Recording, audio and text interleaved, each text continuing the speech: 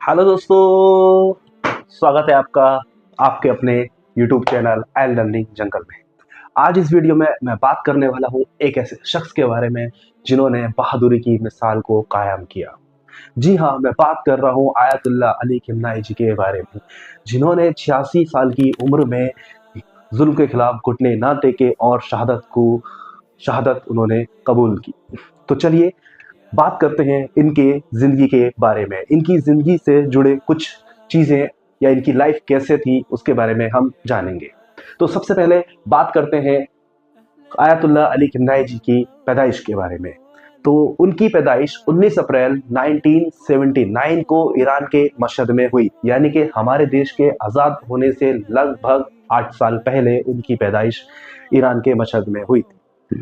उनके पिताजी का नाम सैयद जावेद खिमनाई था, जो कि एक रेस्पेक्टेड शिया सिंरिक थे, यानी कि जैसे शिया सिंरिक बोले तो जो इस्लाम की दावत देते हैं या इस्लाम के स्कॉलर्स होते हैं। जैसे इनकी फैमिली का माहौल बहुत ज़्यादा रिलीजियस था। अब बात करते हैं इनकी एजुकेशन के बारे में।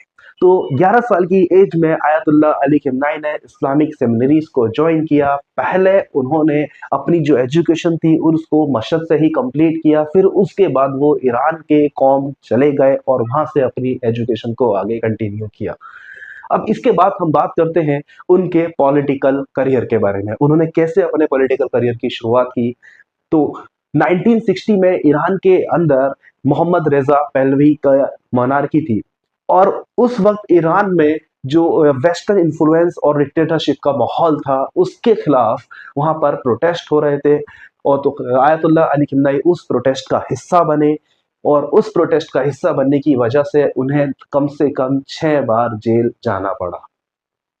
अब इसके बाद 1979 में आयतुल्लाह बहुत ईरानियन रेवोल्यूशन आता है और उस वक्त आयतुल्लाह अली खिमनाई बहुत तेजी से उभर कर ऊपर आते हैं और फिर वो ईरान के डिप्टी डिफेंस मिनिस्टर बन जाते हैं।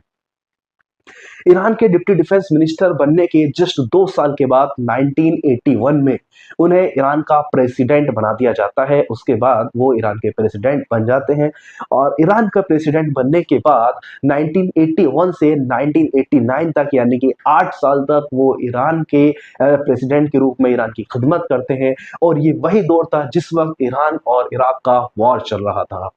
1989 में ईरान के फाउंडर रोहुल्लाह खिमनाई की डेथ हो जाती है और उनकी डेथ के बाद आयतुल्लाह अली खिमनाई को ईरान का सुप्रीम लीडर ऑफ ईरान बना दिया जाता है।